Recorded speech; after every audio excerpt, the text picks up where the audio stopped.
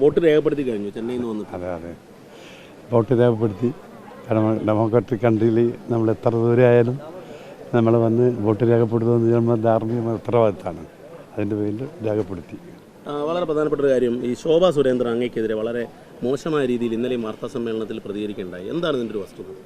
ശോഭാ സുരേന്ദ്രനോട് പ്രതികരിക്കേണ്ട സംസ്കാരം അല്ല എൻ്റെത്. കാരണം BJPയിലുള്ള എത്രയോ നല്ല ആളുകൾ ഞാൻ കണ്ടിട്ടുണ്ട്, അവരുടെ സംസാരിച്ചിട്ടുണ്ട്. നല്ല ധാർമ്മിക ഉത്തരവാദിത്തമുള്ളവരെല്ലാവരും തന്നെ. ഇവർക്ക് എന്ത് സംഭവിച്ചെന്ന് എനിക്കറിയില്ല. കാരണം അതിനെ പ്രതികരിക്കുക എന്നത് എനിക്കറിയാത്ത ഒരാൾ, അതായത് കരിമണൽ കർത്ത എന്ന ആളെ എനിക്ക് അറിയില്ല, പേരെ അറിയില്ല. അത് എന്താണ് ആൾ ദൂരത്ത് ഞാൻ കണ്ടിട്ട് കൂടിയില്ല. അങ്ങനെ ഒരാൾ അദ്ദേഹത്തിൻ്റെ കല്യാണത്തിന് ലോകത്തിലെ മുഴുവൻ ആൾക്കാർ പോയി. എന്നെ വിളിച്ചിട്ട് ഞാൻ പോയിട്ടുമില്ല. അപ്പം അങ്ങനെ ഒരാളായിട്ട് ഞാൻ ബന്ധപ്പെടുത്തി എന്ന് പറഞ്ഞു കഴിഞ്ഞാൽ അത് എനിക്കൊന്നും പറയാൻ പറ്റില്ല. മനസ്സിലായി? അത് ഒരു പക്ഷേ അവർ സംസാരിക്കുന്ന ആരെങ്കിലും സന്തോഷിപ്പിക്കാൻ വേണ്ടിയിട്ടായിരിക്കും. ആ സന്തോഷിപ്പിക്കാനാണെങ്കിൽ അവർക്കെന്ത് കിട്ടുന്നത് അത് കിട്ടിക്കോട്ടെ, എനിക്ക് അത്രയേ ഉള്ളൂ എല്ലാം. പക്ഷേ എന്നെപ്പറ്റി പറഞ്ഞ് പച്ച നുണയാണ്.